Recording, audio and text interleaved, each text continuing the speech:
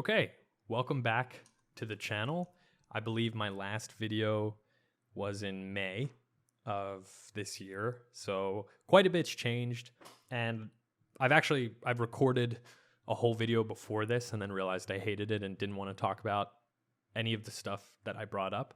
So I deleted it, and here we are, take two. And I think I have a better understanding of what I want to say. Before I get into that, I do want to say that before I was making reaction / sketch videos that would garner views, and at this point, I think I'm over it. I don't really want to make videos anymore that I think the algorithm will pick up and share. Because at the end of the day, what this is for me is just a creative outlet. I think a lot of things have happened in the past couple of months, and it's important to focus on your creative outlets.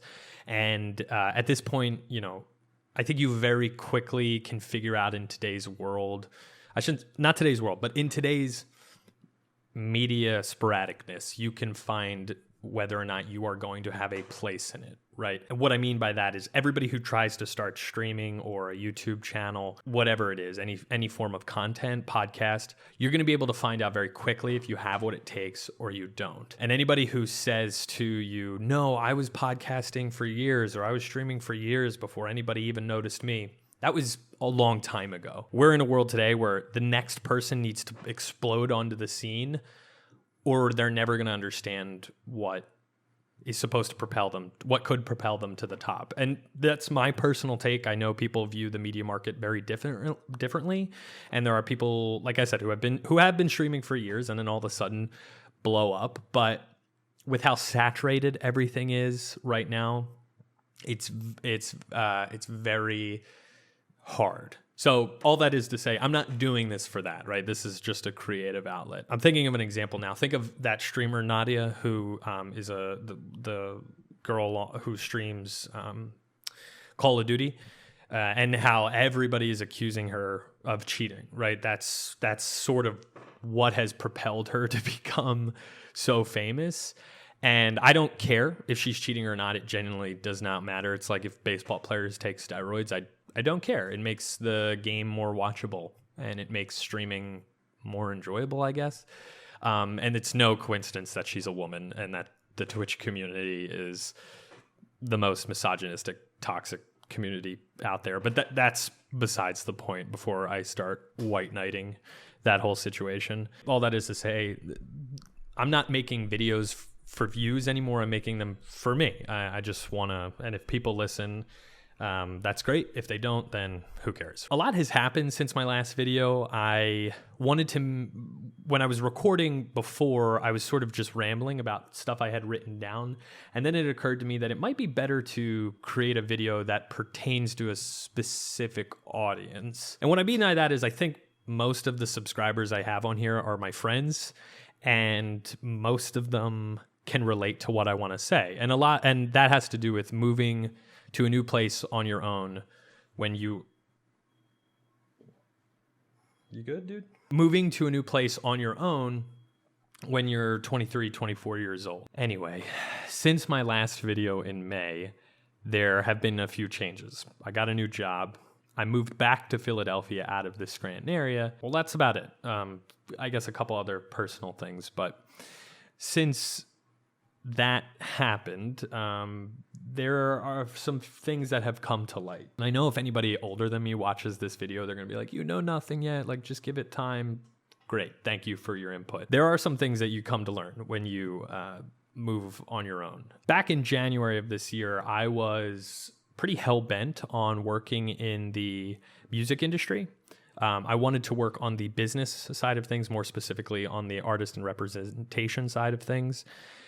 Where, it's a people's game and you get to know artists and you get to working with people who create music, and music is something that's very important to me. So I figured, why not surround myself with it, including work? However, when you want to go into the music business, they tell you that you have to go where the music's at, right? So that means you have to go to like LA or possibly New York and definitely Nashville. If you're serious about getting into the music scene, you should go to Nashville. So I started kicking around this idea of moving down south to Nashville. And I had visited actually in January, and it was great. It's an awesome city, one of the most fun times I've had.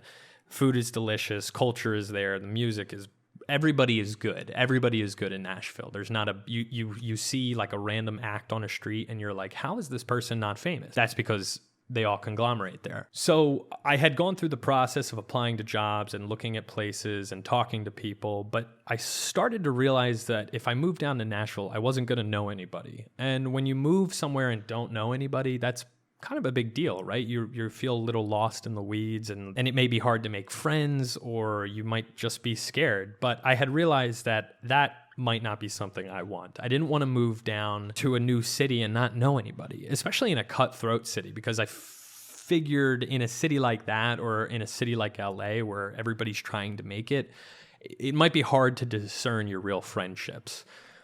So as opposed to people who may just be using you for, I don't know, like equipment or studio sessions or whatever it may be. So the options were Nashville and moving back to Philly. And at the time, now, all of my very close friends who I basically grew up with live in Philadelphia. So the question became, do I want to go to Nashville and know nobody, or do I want to move back to Philadelphia and know, my friends, the people that I cherish and I love? And the decision started to become very clear. The problem is there's not a lot of music scene in Philadelphia. Like there is, because like Philadelphia Motown started here, and Philadelphia Soul has its roots here with like Hall & Oates and things like that. The real producer/artist side, not really in Philadelphia. You know what? I'm thinking of a sort of random tidbit here. Back when my Philadelphia TikToks were starting to gain traction, Armani White reached out to me to make music to make videos to his music, and now he's famous. I never did it because I don't know why, but he now has the song Billie Eilish that everybody knows. So yeah, that's a weird flex on my part. Where was I? Oh, essentially there are, right. So that's one thing you have to think about when you move out. Who am I going to know? What am I going to do? Because unless you're like somebody who's just ready to go up to a random group of people and be like, hey, I'm Stosh, I'd like to hang out with you guys. Nobody does that in today's world. And if you do, it might be a little creepy. The other thing that I wanted to consider is, you got to sort of keep an eye on your budget, right? You don't want to move somewhere and not have roommates and be paying a shit ton of money to live paycheck to paycheck. That's not ideal. And I live alone. And that's kind of the person I am. I like to live alone. There are a lot of pros, but there are a lot of cons. Like, it does get lonely or whatever. You have to kind of understand where you're coming from budget wise. So don't move into a place that you can't afford unless you have roommates, but also kind of like consider, is living alone something you want at 23, 24, 25 years old? Also, I apologize that there is no structure to this video. Like I said, I'm just kind of making it to play around with things and practice a little bit of editing. But again, I don't care.